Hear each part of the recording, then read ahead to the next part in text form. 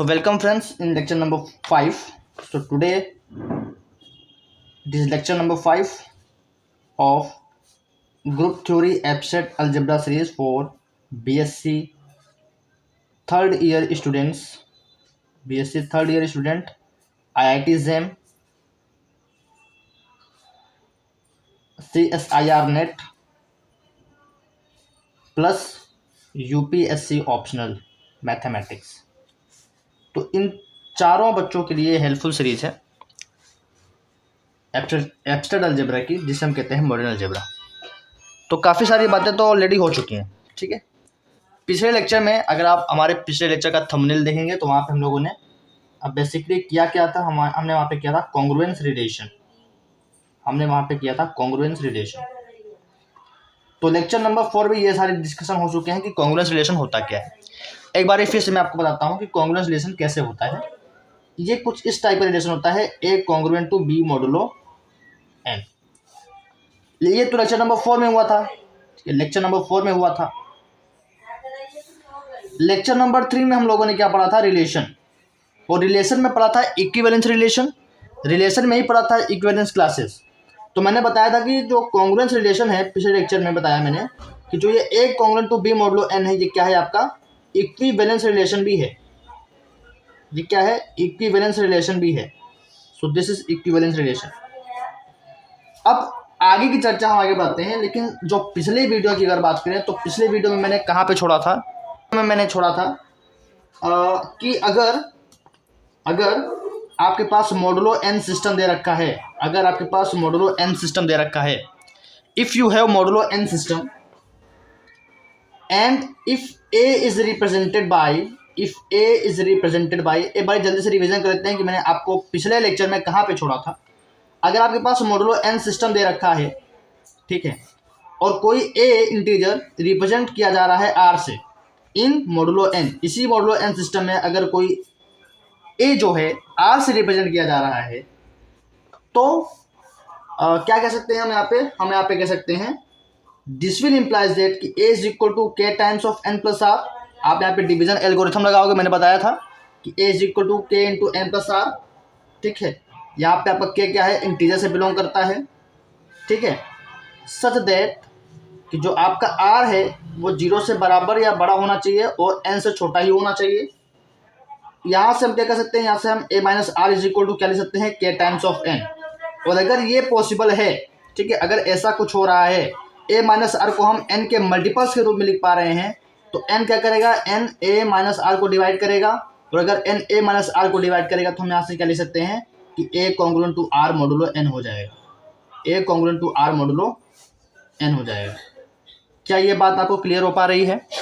जिसने पिछला lecture revise करके आया है कॉन्ग्रुएंस रिलेशन क्या होता है, वो ये सब जानता होगा कि अगर ये दिया रहे तो हम यहाँ से इसको कन्वर्ट कर सकते हैं कि ए is congruent to are modulo N. इसका मतलब यही होता है कि ए माइनस आर एन से डिवाइड होगा, ठीक है। सो टेक एग्जाम्पल, हम कुछ एग्जाम्पल लेते हैं ताकि आपको ये वाला कॉन्सेप्ट क्लियर हो जाए। हम लेते हैं क्वेश्चन, लिखिए फाइंड, कोशिश करेंगे कि आज ग्रुप 2 स्टार्ट हो जाए। Find representation of -2। हमें आप बोल रहे हैं कि कोई एक इंटीजर ए है, वो किसी मॉडुलो एन सिस्टम में आर के द्वारा रिप्रेजेंट किया जा रहा है। तो लेट्स चेक इट आउट कि कोई हम लेके चलते हैं। Find representation of -2 7 - 5 in modulo 13। हम मॉडुलो 13 सिस्टम लेते हैं और उसमें चेक करते हैं कि -2 को, 7 को और -5 को किस तरीके से रिप्रेजेंट कर सकते हैं। क्योंकि मॉडुलो 13 के, अगर मॉडुलो 13 की बात कर रहे हैं तो हम चेक करना चाहेंगे कि -2 को क्या लिखेंगे मॉडुलो 13 में, 7 को क्या लिख सकते हैं मॉडुलो 13 में, और -5 को क्या लिख सकते हैं मॉडुलो 13 में। देखेंगे सॉल्यूशन। पहला -2 के लिए चेक करते हैं, तो -2 इन मॉडुलो 13, -2 इन मॉड 13। तो इसके लिए क्या ले सकते हैं, हमें ऐसा आर चाहिए जो इस मतलब हमको -2 को रिप्रेजेंट करना है मॉड एन में, और हमारे लिए मॉड एन, यहाँ पे एन की वैल्यू क्या है, 13 है। यहाँ पे एन की वैल्यू क्या है, 13 है, और ए की वैल्यू हमारे लिए क्या है, -2 है। इस -2 को हमको 30 में क्या रिप्रेजेंट करना है, हमको रिप्रेजेंट करना है कि इसको और क्या बोल सकते हैं, और it is represented by R. ठीक, if A is represented by R in modulo N then it must be written as A is congruent to are modulo N. तुम्हारे पास ए एन तो दे रखा है, आर नहीं दे रखा है, तो इट विल इम्प्लाइज दैट कि -2 इज कॉन्ग्रुएंट टू आर नहीं दे रखा है modulo 13। -2 is congruent to r modulo 13. Now we have to find this r because we have to find another representation of this -2 in modulo 13 system. So what we will do? अब यहाँ पे जो r की value है कहाँ से कहाँ run करेगी, 0 is r is greater or equal to 0 and less than 13। ठीक है, यहाँ से चेक कर सकते हैं आप। So this will possible, मतलब r 0 से 13 के बीच में ही हो सकता है, 13 तो नहीं हो सकता है, 13 से मतलब r जो है 0 से 12 के बीच में लाई करेगा। अब कौन सा आर इसके लिए सुटेबल है ये हम चेक कर लेंगे। तो ये तभी ये कब होल्ड होगा, व्हेन 13 डिवाइड्स -2 माइनस आर। बताओ कौन से आर की वैल्यू के लिए 13 इस पूरे नंबर को डिवाइड कर देगा, आर की किस वैल्यू के लिए 13 इस पूरे नंबर को डिवाइड कर देगा। तो मैं अगर आर की वैल्यू क्या ले लूँ, मैं अगर आर की वैल्यू 11 ले लूँ, ठीक, मैं अगर आर की वैल्यू 11 ले लूँ तो यहाँ पे क्या हो जाएगा, 13 डिवाइड्स -2, आर किलो -11 ले ली मैंने तो -11 हो जाएगा। 13 डिवाइड्स -13 ये पॉसिबल है। अगर मैं आर की वैल्यू 10 ले लेता तो 13 divides -2 -10 which will equal to 13 13 divides -12 which is not possible. अगर मैं आर की वैल्यू 9 ले लेता तो 13 divides -2 -9 which is equal to 13 divides -11, again it is not possible. तो सिर्फ एक ही वैल्यू है r इज इक्वल टू 11 जिसके लिए कंडीशन पॉसिबल हो रही है, ठीक, जिसके लिए कंडीशन पॉसिबल हो रही है, ठीक। तो r की वैल्यू यहाँ पे क्या है 11। सो -2 को मॉडुलो 13 में क्या, -2 को मॉडुलो के 13 सिस्टम में क्या बोल सकते हैं, 11। So 11 is represented by 11 is represented in modulo 13 as -2। इसी तरीके से हम 7 को चेक करते हैं।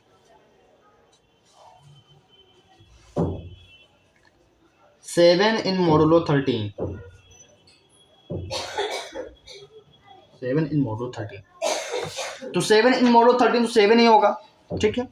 कैसे होगा, लिख लो इसे, 7 is congruent to are modulo 13, और यहाँ पे जो आर है वो अगेन लेस देन 13 और ग्रेटर और इक्वल टू 0 होना चाहिए, मतलब आर की वैल्यू अगेन 0 से 12 के बीच में ही होनी चाहिए। तो बताइए 13, अगर ये रिलेशन गिवन है तो हम कह सकते हैं 13 divide 7 minus r, 13 divide 7 minus r. तो इस 0 से 13 के बीच में कौन से आर की वैल्यू है जिसके लिए कंडीशन पॉसिबल है, तो only r is equal to 7। तो जैसे ही मैं आर की वैल्यू यहाँ पे 7 रखूंगा तो 13 डिवाइड 7 माइनस 7, तो ये वाली कंडीशन फॉलो हो जाएगी। तो मॉडुलो 13 में 7 को तो 7 से ही रिप्रेजेंट करेंगे, मॉडुलो 13 को 7 में से 7 को, मॉडुलो 13 में 7 को 7 से रिप्रेजेंट करेंगे, ठीक है। अगला नंबर है -5, इसको चेक कर लेते हैं। तो -5 इन मॉडुलो 13, -5 इन मॉडुलो, आज थोड़ा लेक्चर आपको स्लो लग रहा होगा बट मैनेज करिएगा, ठीक है। So we have to check -5 in modulo 13। तो वही वाली कंडीशन लगाएंगे कि -5 is congruent to R mod 13, again 0 is less और equal to R is less और इक्वल टू 13। तो इसका मतलब ये होता है कि 13 -5 माइनस आर को डिवाइड करेगा। तो बताओ आर की कौन सी वैल्यू होगी जो इसको फॉलो करेगी।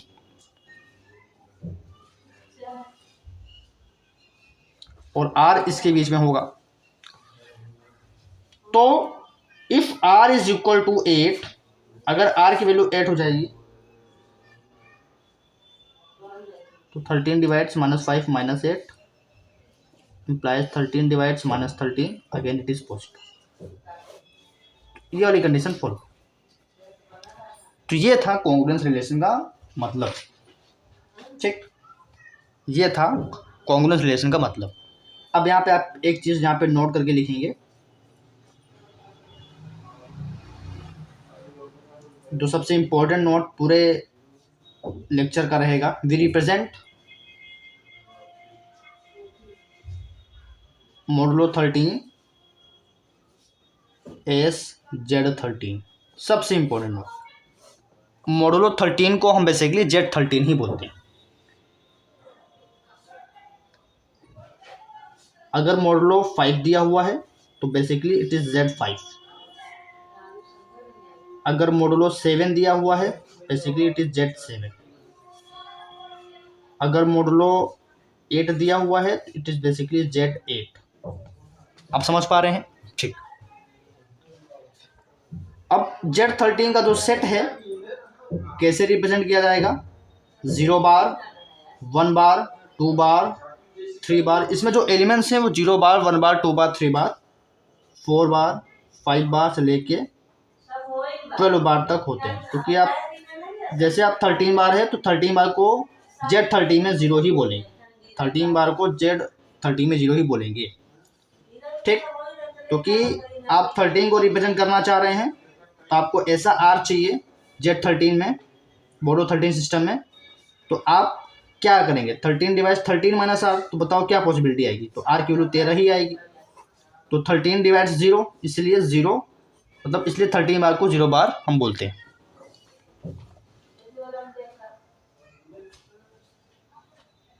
ठीक, तो 13 नहीं लेके चलेंगे, सिर्फ 12 तक ही करेंगे, क्योंकि जो 13 बार जैसे ही आएगा वो 0 बार हो जाएगा, 14 बार जैसे ही आएगा फिर वो 1 बार हो जाएगा, 15 बार जैसे ही आएगा वो 2 बार ही होगा। तो जो Z13 का सेट है वो सिर्फ इतने ही एलिमेंट कंटेन किया हुआ है। और इसमें टोटल कितने एलिमेंट्स हैं? टोटल एलिमेंट्स आर 13, क्योंकि 0 भी इंक्लूड है। ठीक, किसी किसी बुक में ये कुछ इस तरीके से लिखा रहेगा, तो बात एक ही है। तो किसी किसी बुक में ऐसा लिखा रहेगा तो बात एक ही है, तो कंफ्यूजन नहीं होना चाहिए। ऐसे भी लिख सकते हैं अपनी समझदारी के लिए 0 1 2 3, पर हमें पता होना चाहिए कि यहाँ पे 0 1 2 3 12 का मतलब ये है। ठीक, बेसिकली ये और भी अभी बताता हूँ मैं क्या है इसको, बेसिकली और क्या बोलते हैं भी हम आपको बताएंगे। बेसिकली इसमें भले ही फाइनाइट एलिमेंट्स आपको दिख रहे हो कि टोटल 13 एलिमेंट्स हैं, बट इस अकेले में ये भी एक अकेला का सेट है, इसमें इनफाइनाइट एलिमेंट्स हैं, इसमें इनफाइनाइट एलिमेंट्स हैं, इसमें इनफाइनाइट एलिमेंट्स। समझ रहे हैं? इन्हें बोलते हैं इक्विवेलेंस क्लासेस। तो ये 0 बार है तो equivalence class of 0, equivalence class of 1, equivalence class of 2, equivalence class of 3। ठीक है, इसे बोलते हैं इक्विवेलेंस क्लासेस ऑफ 0। इसमें इनफाइनाइट एलिमेंट, इनके अंदर इनफाइनाइट एलिमेंट होंगे, बाकी इस पूरे सेट में फाइनाइट एलिमेंट है, पर है पूरा पूरा ये इनफाइनाइट, क्योंकि भाई इसमें ही इनफाइनाइट एलिमेंट है तो जाहिर सी बात। लेकिन Z13 में जो एलिमेंट्स होते हैं वो कुछ इस तरीके से रिप्रेजेंट कराते हैं। तो जनरली क्या हम Zn को भी रिप्रेजेंट कर सकते हैं? बिल्कुल रिप्रेजेंट कर सकते हैं। 0 बार, 1 बार, 2 बार, या 30 तक और 12 तक गए थे तो n-1 बार तक जाएंगे। अब ऐसे ही 0 बार में भी इनफाइनाइट एलिमेंट्स होंगे। ठीक है, तो अगर हम Z13 वाला एग्जांपल लें और उसमें 0 बार में इनफाइनाइट एलिमेंट्स होंगे तो कैसे एलिमेंट्स आएंगे इसमें? इसमें कुछ इस टाइप के एलिमेंट्स आएंगे, -39, -26, -13, 0, 13, 26, 39, इधर भी इनफाइनाइट, इधर भी इनफाइनाइट। कैसे हो रहा है ये? क्योंकि अगर आप देखो -39 मॉडुलो 13 में या Z13 में 0 का ही काम कर रहा है, क्योंकि पूरा पूरा डिवाइड हो जाएगा। -26 Z13 में 0 का ही काम कर रहा है, -13 भी Z13 में 0 का काम कर रहा है, 13 भी वही काम कर रहा है, 0 तो 0 ही होगा, 26 भी 0 का ही रिप्रेजेंट कर रहा है, 39 भी 0 को ही रिप्रेजेंट कर रहा है। देयरफॉर 0 बार की इक्विवेलेंस क्लासेस में इतने सारे एलिमेंट्स आएंगे। ठीक, 1 बार में भी माइनस इनफाइनाइट, इधर काफ़ी सारे एलिमेंट्स होंगे। और 1 बार का मतलब है कि रिमाइंडर 1 बचना चाहिए। 0 बार का मतलब है कि Z13 में जब आप मतलब किसी भी नंबर को आप Z13 में रिप्रेजेंट कर रहे हैं, किसी भी नंबर को अगर आपको Z13 में रिप्रेजेंट करना है तो आपको चेक करना है कि जब आप उसको n से डिवाइड करेंगे, 13 से डिवाइड करेंगे तो कितना रिमाइंडर बचेगा, जितना रिमाइंडर बचेगा बस वो उसी की इक्विवेलेंस क्लास में जाएगा। जैसे यहाँ पे -26 को 13 से डिवाइड करते हैं तो रिमाइंडर बचता है 0, तो ये 0 की इक्विवेलेंस क्लास में चला गया। इसको हम 0 बार से रिप्रेजेंट कर सकते हैं -26 को। अब अगर -12 को, या छोड़िए -12 को तो बाद में छोड़ेंगे, अगर हमारे पास है, मान लीजिए 14 है, तो हमारे पास है 14,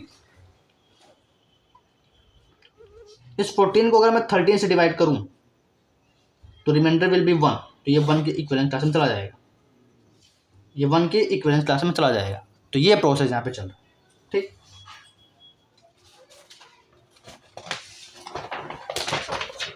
तो अभी जो मैंने बोला है उसको थोड़ा सा लैंग्वेज के फॉर्म लिखते हैं।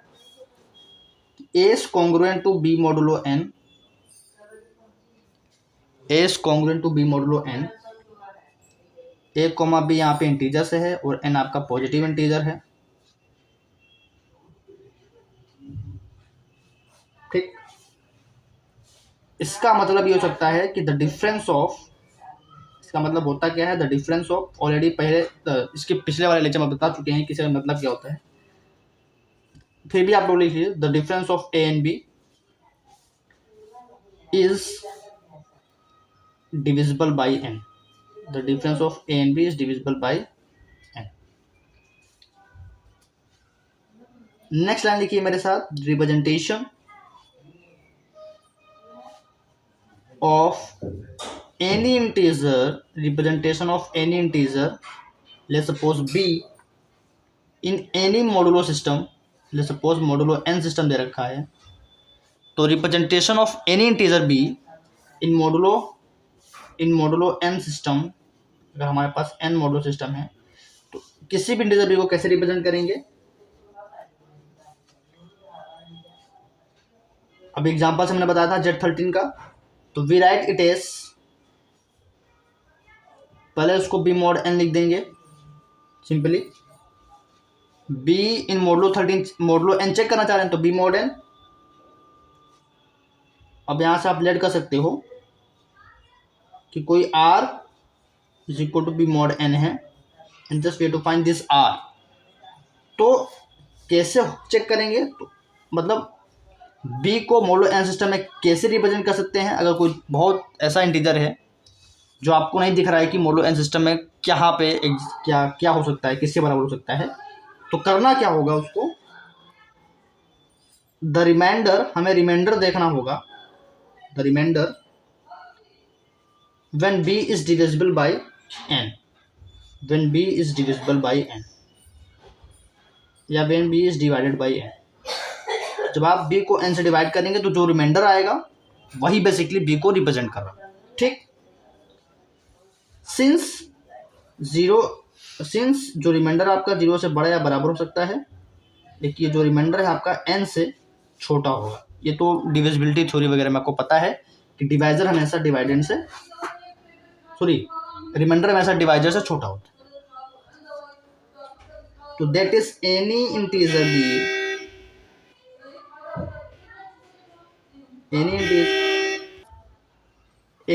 B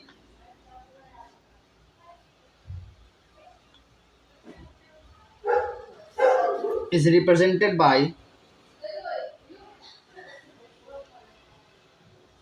some non-negative integer।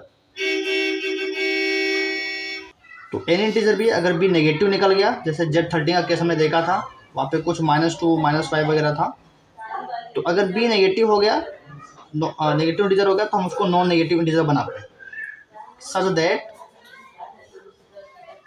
ये वाली कंडीशन होनी चाहिए, ठीक। नोट करने वाली क्या बात है, कि जो आपको याद रखनी है कि if r is congruent to b modulo n है, if r is congruent to b modulo n है, तो इसके एग्जांपल कुछ इस तरीके से आपको देखने को मिलेंगे कि 2 इज कॉन्ग्रुएंट टू 15 मॉडुलो 13 हो गया, 12 इज कॉन्ग्रुएंट टू -1 मॉड 13 हो गया। तो अगर आप देखें कि ये रिलेशन पॉसिबल है, this is a correct relation, क्यों, 13 डिवाइड्स 2 -15, ठीक है, तो ये पॉसिबल है। 13 divides 12 minus minus 1 which is 12 plus 1 possible है। Similarly 7 is congruent to 7 modulo 13। तो ये तो रिफ्लेक्सिविटी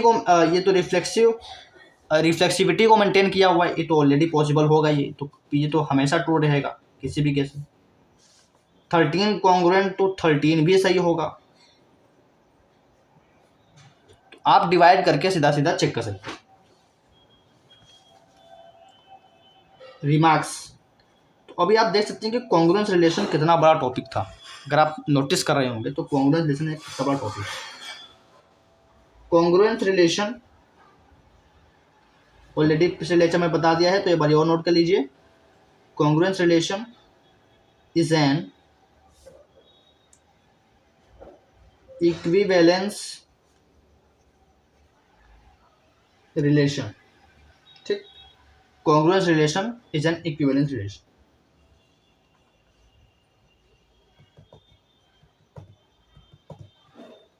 Hence,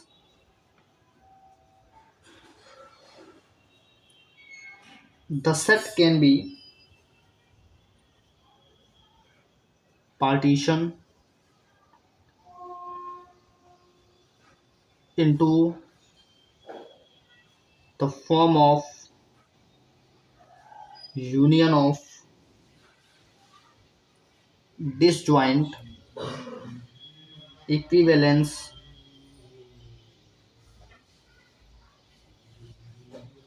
क्लास। तो ये सब तो आपने सेट थ्योरी रिलेशन थ्योरी में पढ़ा होगा कि if any relation is an equivalence relation then the set on which that relation is defined can be partitioned into the form of union of disjoint equivalence classes।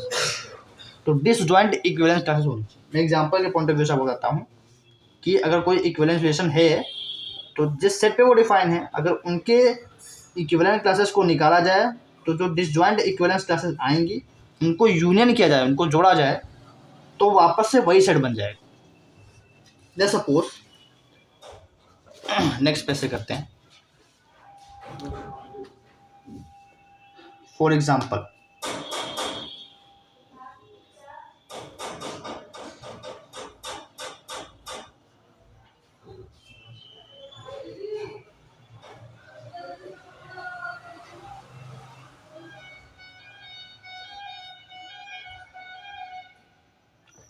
Let discuss for modulo 3 system. तो modulo 3 system को हम क्या बोल सकते हैं? Z3 बोल सकते हैं, अभी बताया मैंने।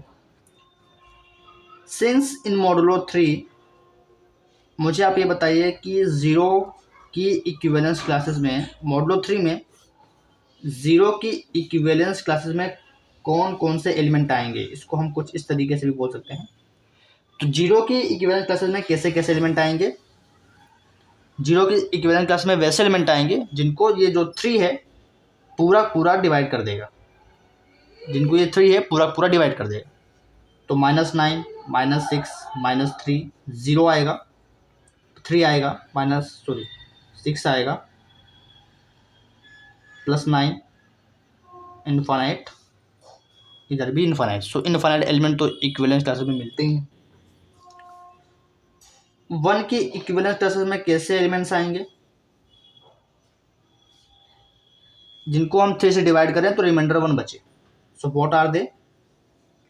-5 -2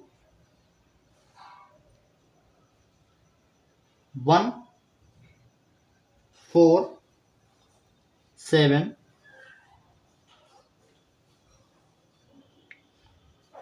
2 की इक्विवेलेंस क्लासेस में कैसे एलिमेंट आएंगे? जिनको 3 से डिवाइड करें तो रिमाइंडर 2 बचे। So what are they? -7 -4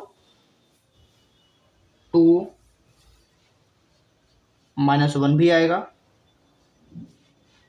5 8 and so. अब आपको समझ में आ रहा होगा, ठीक?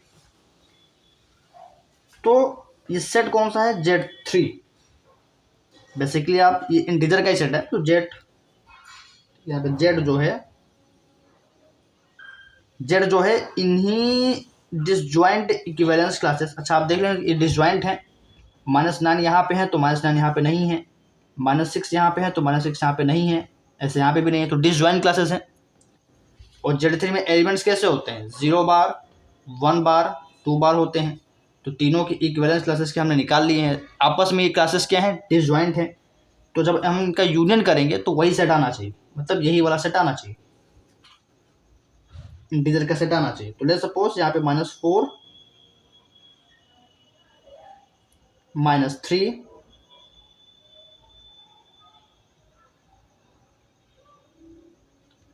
इंटीजर का सेट क्या होता है, -4 -3 -2 -1 0 1 2 3, ये इंटीजर का सेट होता है। और ये हमारे पास इक्विवेलेंस क्लासेस आई हैं Z3 के लिए। तो -9 -6 -3 0 3 6 9 यूनियन। लेट्स सपोज ये जो इक्विवेलेंट क्लास थी उसको हमने H1 कह दिया, इसको हमने H2 कह दिया, इसको हमने H1 कह दिया, इसको हमने H3 कह दिया। -5 -2 1 4 7 इसको बोला है H2 union. -7 -4 -1 2 5 8 and so on, और इसको बोला था H3। ठीक, इन पूरे का अगर यूनियन करें तो बेसिकली यहाँ क्या रहा है, 0 बार या 0 की इक्विवेलेंट क्लासेस यूनियन, 1 की इक्विवेलेंस क्लासेस यूनियन, 2 की इक्विवेलेंस क्लासेस। ठीक, it is equal to Z। Since H1 H2 H3 are disjoint subsets of Z and H1 union H2 union H3 पूरा पूरा Z ही दे रहा है। सो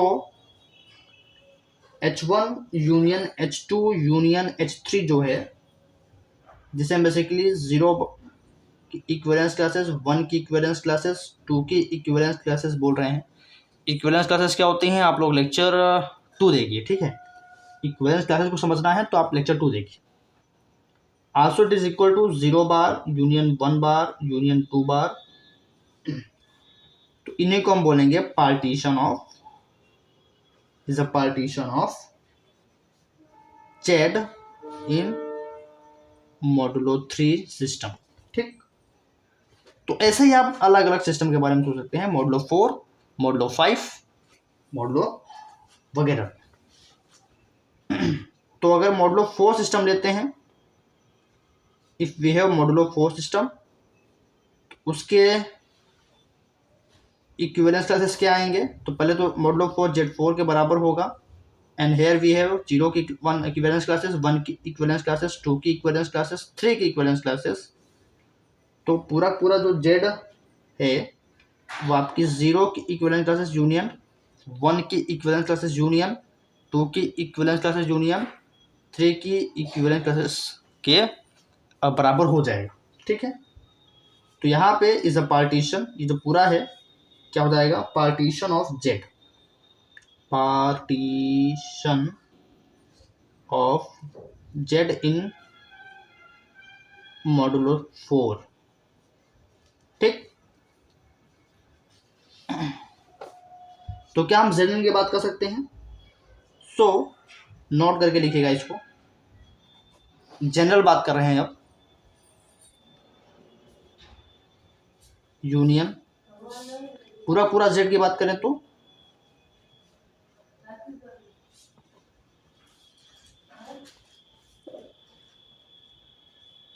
वेयर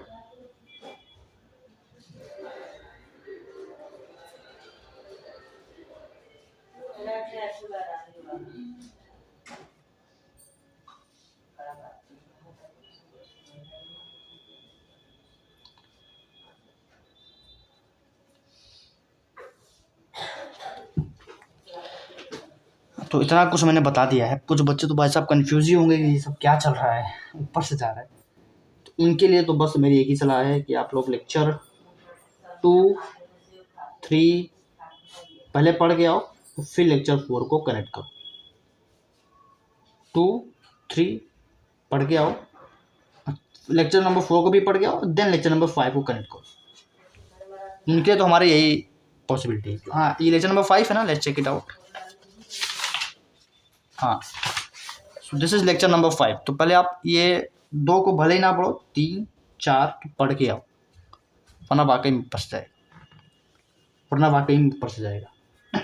ठीक, क्योंकि equivalence classes पढ़ा चुके हैं और डिसजॉइंट इक्विवेलेंस क्लासेस को जोड़ें, पूरा वही सेट बनता है। ये आपने रिलेशन थ्योरी में पढ़ रखा है। इक्विवेलेंस रिलेशन भी इसी मॉडर्न अलजेब्रा की सीरीज में पढ़ाया हुआ है। तो you have to check first, आपको पहले चेक करके ना। तो ये थी पूरी कहानी, ठीक, ये थी पूरी कहानी। तो अब हमारी बारी हो गई है, हमने जो है पूरा कॉन्ग्रुएंस रिलेशन बता दिया है। तो अब हम क्या कर सकते हैं, ग्रुप थ्योरी स्टार्ट कर सकते हैं। तो कौन कौन चाहता है कि यार हम ग्रुप थ्योरी स्टार्ट करें या अगली वीडियो से शुरू करें? पहले आप लोग इतना लिख लीजिए, ये जनरल की बात हुई है, इन जनरल। तो जिन्होंने थोड़ी बहुत पढ़ रखा है, इसी प्लेलिस्ट से बने हुए हैं, तो उन्हें तो कोई दिक्कत नहीं होगी, मेरी ऐसी आशा है।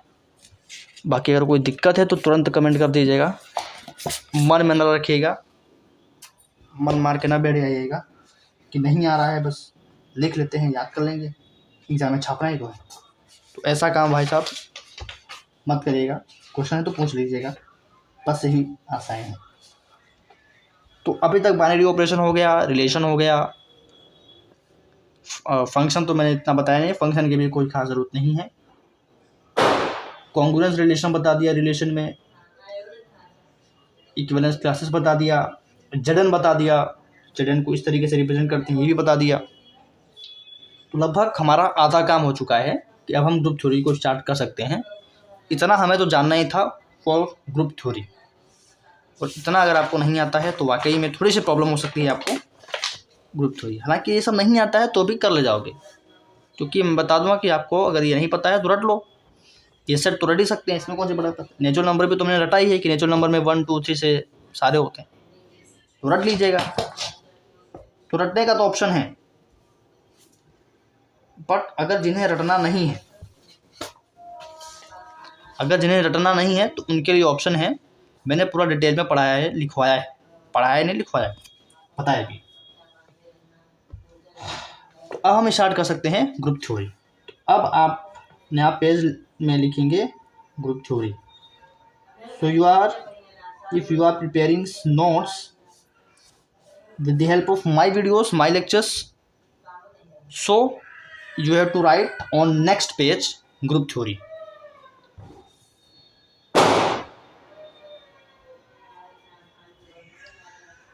इसमें पहला टॉपिक आता है अलजेब्राइक स्ट्रक्चर।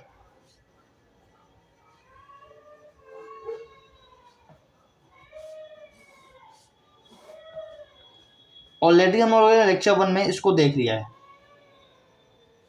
लेक्चर 1 और लेक्चर 2 में अलजेब्राइक स्ट्रक्चर को देख लिया है, बट मैं आपको फिर से रिवीजन करवा रहा हूँ ताकि आप लोग एक बार और पढ़ लीजिए, रिवीजन कर लीजिए। ये लेक्चर 1 और लेक्चर 2 में मैंने बता दिया है कि अलजेब्राइक स्ट्रक्चर होता क्या है, समझ रहे हैं।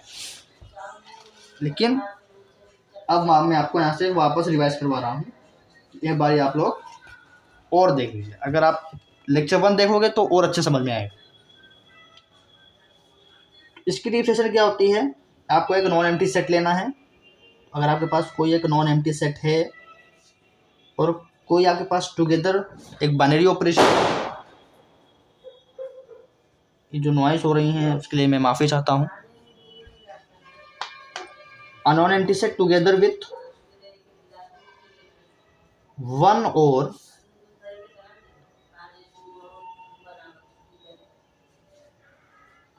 one or more binary operations is called as is called an लिखिए, स्कॉल्ड एन अलजेब्राइक स्ट्रक्चर, जैसे natural number with plus, integer with plus, ये सब आपके यहाँ होंगे algebraic structure. Example, natural number with plus, natural number with dot, real number with plus, real number with dot, integer with plus, integer with dot, ये सारे क्या है आपके पास अलजेब्राइक स्ट्रक्चर हैं।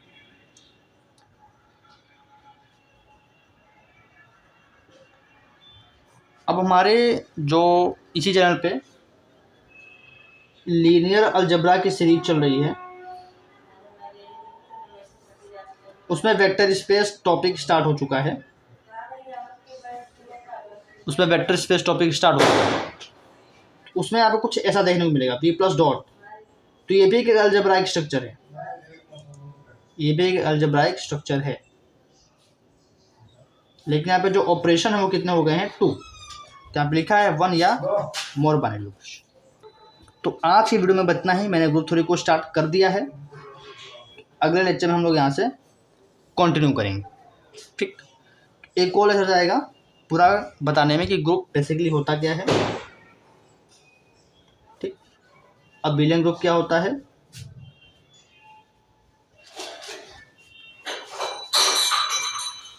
और इसके आगे जो और इम्पोर्टेंट पॉइंट हो गए वो। तो अभी एक और वीडियो जाएगा, तो मिलते हैं अगली वीडियो में, तब तक के लिए बाय बाय, गुड बाय।